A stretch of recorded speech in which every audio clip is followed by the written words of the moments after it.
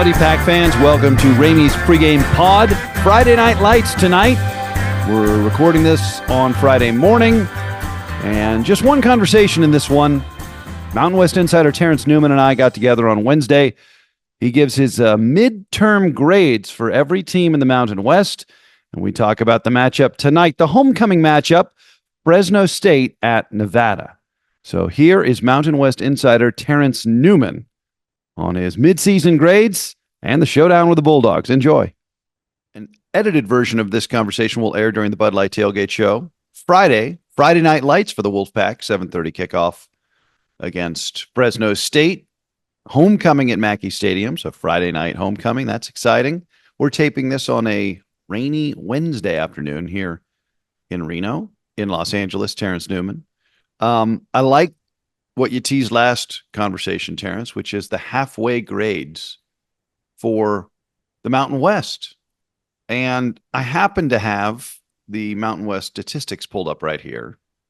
So I'm at least going to be able to have some empirical data with which to either disagree or agree with you. Okay. But not, you know me. I'm not going to be too rigorous. You, for somebody who is not in a press box every weekend, you consume a lot of Mountain West football content. So I don't think I'm going to saying I watch a lot of games. You watch a lot of games and you have a lot of thoughts. No, yeah, I need you to good cop my bad cop here. I might be a little rough on some of these teams. That's fine.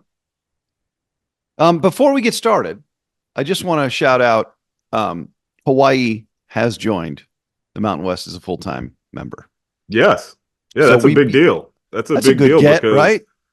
Well, it means that the league is safe. It's secure now. It is 8 full members. So that fear is gone now. So now it's they can kind of just sit back and build it how they want now. We'll see.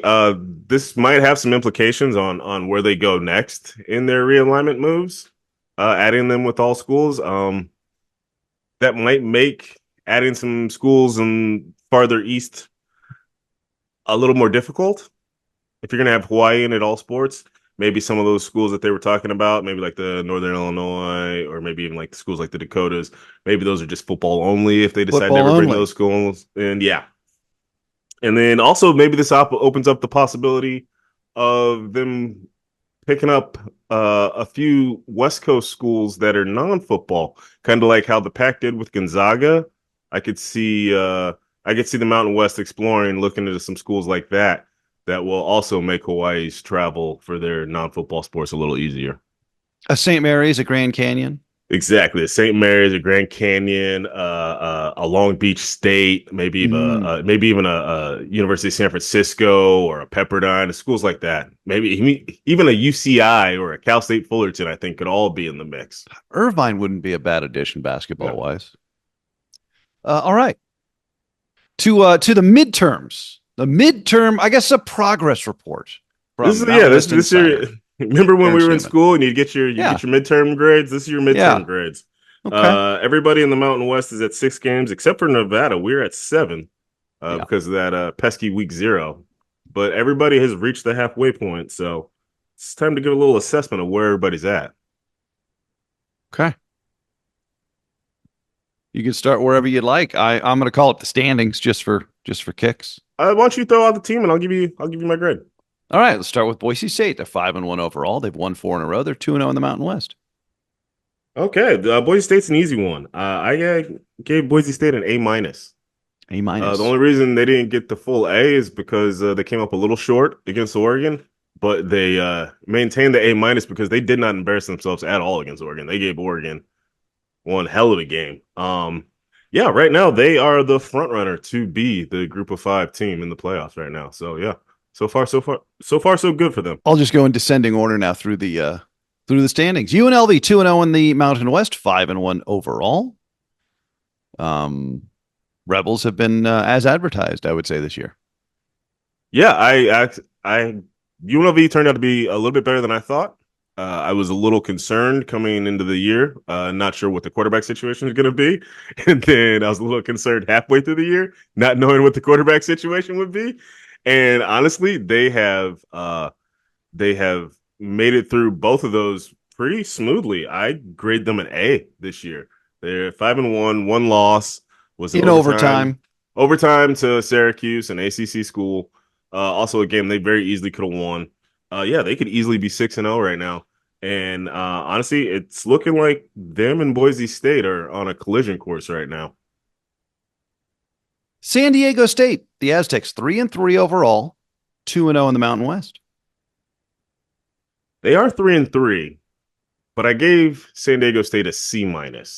A C- for the Aztecs. Yeah, their season's been a little inconsistent. A lot of the problems that they had from last year, the offense is still pretty slow, pretty stagnant.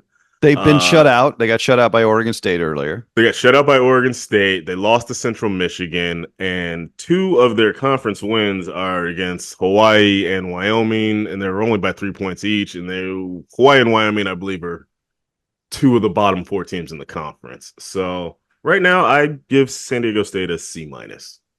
Okay. Colorado State, the Rams 3-3, but 1-0 in the Mountain West. I gave Colorado State a C+. Okay. They actually got bumped up a little bit because of their win last week against San Jose State. Big win. Before that, I had them as more of a D+, C-. I've actually been a little disappointed in them. I expected a little more from them. I was disappointed in the Colorado loss. Look, losing to Texas, there's no shame in that. It's the number 1 team in the country. But losing 50-0, I don't care who you're playing against. Nobody should beat you 50-0. So it's a little inconsistent. They haven't really shown up in their biggest games, but that win against San Jose State could turn out to be a real season turnaround for them. San Jose State next up, 4-2 overall, 2-1 in the Mountain West. I gave San Jose State a B. Going into the season, I did not expect a whole lot from them. Especially with the coaching change, and it seems like they had a lot of turnover on their roster. But I've been pleasantly surprised by them. Honestly, if it wasn't for their loss last week against Colorado State, I probably would have gave them an A. And honestly, I think we can chalk up their loss to to Colorado State to the fact that they were a little beat up and bruised and tired from their game with the Wolfpack the week before. So I feel like we can take a little credit for that win. Okay. You're welcome, Jay Norvell. Yeah. Boy, that was a big win for Colorado State. Yeah. Let's move down the standings. 1-1 Fresno State, 3-3 overall. And of course, it is the Bulldogs coming to Mackey Stadium this Friday, 7:30 kick. Fresno State 1-1. Tim Skipper's still the interim head coach. I was doing my research. He has not had that tag removed. Yeah. They've lost 2 in a row. Yeah, right now I have Fresno State as a C-. It's been really inconsistent.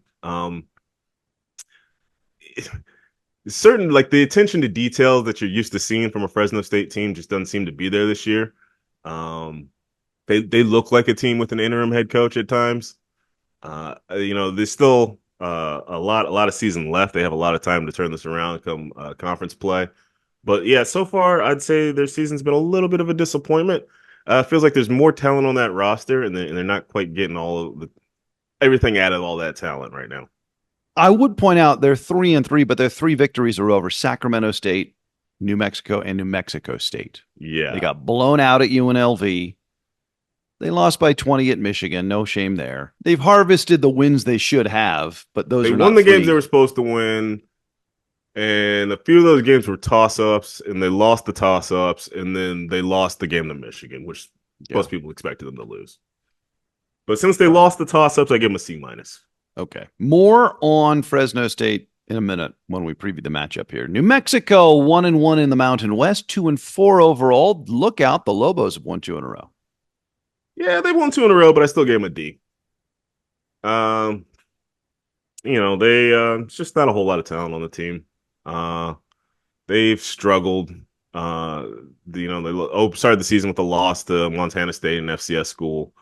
They came back. They played Arizona pretty tough, actually closer than what the score shows. But this is a rebuilding year for New Mexico. There's just not a lot of talent on that squad. First-year head coach. First-year head coach, Bronco Mendenhall. I believe he's going to do a pretty good job there. I believe he's going to get it turned around. Well, he's got a track record. This is a rebuilding year for them right now. Well, I think this might be your one, not your one. I don't know what your totals or your grades are, but Wyoming at 1-1 in the Mountain West and 1-5 overall. I think they might be cruising for an F, given how high you were on the Cowboys to start the season. Oh, Wyoming definitely has an F. They do. They are the school I have been most disappointed in this year. I had high expectations for them. They had to replace their starting quarterback, but they returned a lot of running backs. They returned a few guys on the offensive line. They returned a lot of starters on defense. I'm actually really shocked at how inconsistent and uncompetitive this team has been during long stretches of games this year. So, yeah, that is one program that is just question marks. What is going on in Laramie right now? Because it's not making sense to me. So, yeah, they have an F so far this year. You'd call the parents if you were their professor or if you were their teacher. I would be concerned. I'd be like, something's wrong in the home right now. These kids aren't getting enough sleep, or they're not getting fed right because they're coming to school and they're acting up. Okay. The Nevada Wolfpack winless in conference, 0-1, that narrow defeat at San Jose State, but 3-4 overall. The Wolfpack exceeding what the Sharps had thought for their win total. Remember, Terrence, it was 2.5 wins at the start of the year, the over-under for the Wolfpack. They've already exceeded that. They have played an extra game. And they have a win over Oregon State now after last week. Jeff Choate, the Choate boat, making headway. Hey, this might be a homer pick, but I give the Wolfpack a B. Oh, a solid B. I've said all year long that you cannot judge this team off of its record.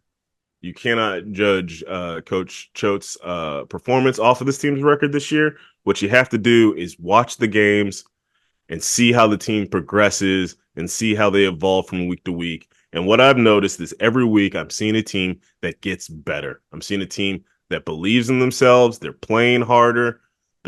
Just all around, it's a complete 180 from what I saw in this team last year.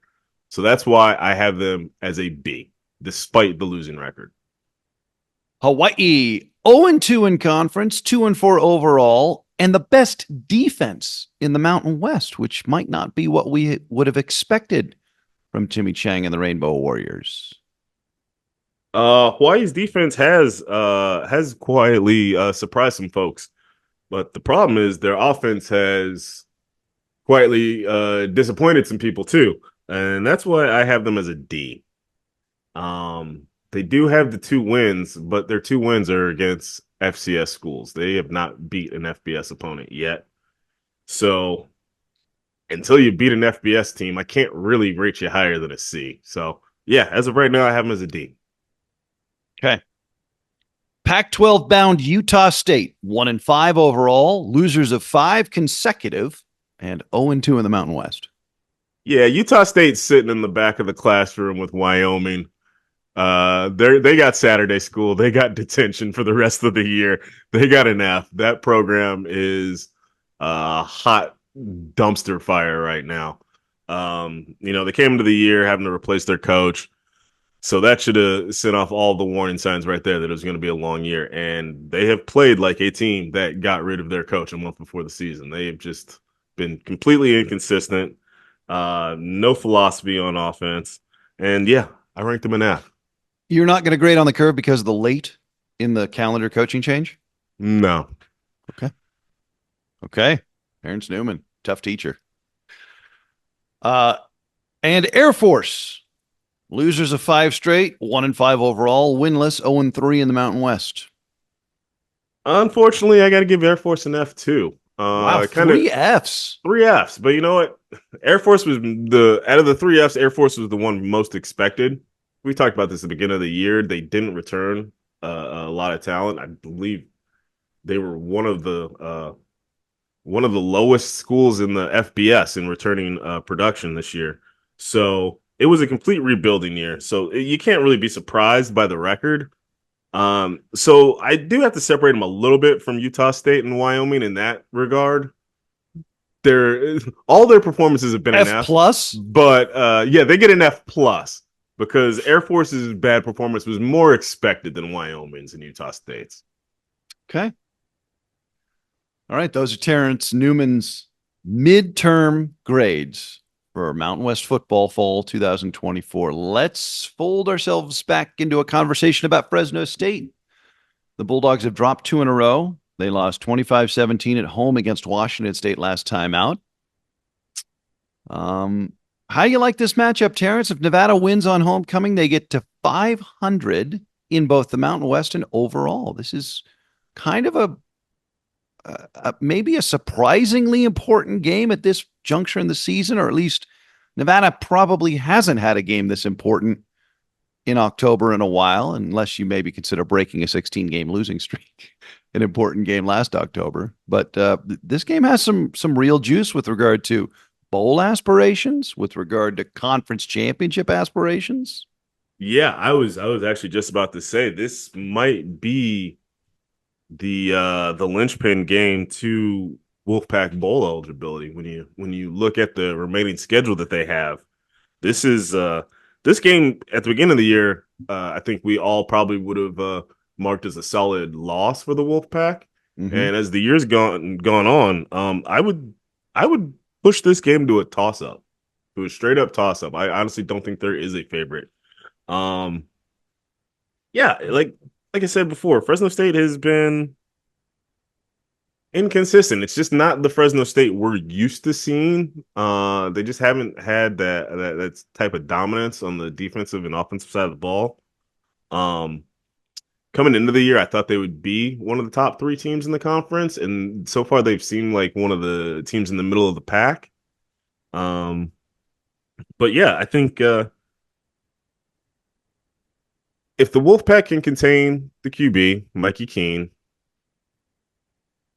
and continue to do what they've been doing these last few weeks of running the ball, controlling the clock, playing some solid defense, coming up with some timely turnovers, there's no reason why the Wolfpack cannot keep this game close, keep it competitive, and even win this game. Fresno State a little banged up with running back Malik Sherrod having not played since UNLV. You talked about Mikey Keene. You know, he played a lot at Central Florida. He's 18-9 in his career as a starter, including 10-6 with Fresno State. This year, he's thrown for over 1,500 yards, 8 touchdowns, 8 interceptions. In fact, the Bulldogs have 12 takeaways on defense, and they're only +1 in turnovers. Yeah. They've thrown 10 total interceptions, and they've coughed up a fumble once already this year. That you're going to feel some headwind when you do that, no matter what kind of yardage you're racking up through the air. Yeah, like I said, there's been a real inconsistency this year from them that we're just not used to seeing from a Fresno State team. Yeah, they will turn the ball over, and they will make mental mistakes, and that is the reason why their record is only 3-3 this year right now, instead of a 4-2 or a 5-1. And Nevada has shown this year that they have a very opportunistic defense, and they will take advantage of the opportunities you give them. So if Fresno State does not clean up their play, if they turn the ball over, they're going to be in a dogfight. And yeah, I think that is going to be the key. Actually, whoever wins the turnover battle is probably going to win this game. Let's go back to the win over Oregon State, Nevada last week. You got Savion Red, who now is kind of really establishing himself as maybe the best running back non-Ashton Jeanty division in the Mountain West. He is 3rd in overall yardage and 2nd in yards per carry. And Brendan Lewis with that breathtaking, what proved to be game-winning touchdown run of 67 yards in the 4th quarter. And Lewis didn't have a very good game passing. He was just 5 of 12. Nevada didn't need to pass because they rushed for over 350 yards. But there was something quite unexpected and great about those 2 individual performances. It's almost like when you go to follow the Wolfpack this year, whether you're watching or listening, good things happen unexpectedly. And that is new. And that, I think, has just been a delight. I don't know how you feel about it, but it feels like that Oregon State game really was kind of their best effort to date. Yeah, like I said, every week I'm seeing a team that is improving, and every week I'm seeing a team that you can visibly see the confidence in them. They come out there expecting to be able to compete, expecting to have a chance to win. And earlier in the year, we had you could probably say it was a three-headed running back competition. Mm-hmm. Between Red and Garwo and Dollars. Garwu and Dollars. And I believe that competition has really brought the best out of some of these guys. It's just made everybody kind of push their game up to the next level. Savion Red right now is playing at an all Mountain West level. And Brendan Lewis, I think, is on the best stretch of games in his college career. Starting with the Eastern Washington game, through the San Jose State game, through this last game against Oregon State. I cannot think of a better 3-game stretch that he's had in a Wolfpack uniform. He's another one. The coaches believe in him.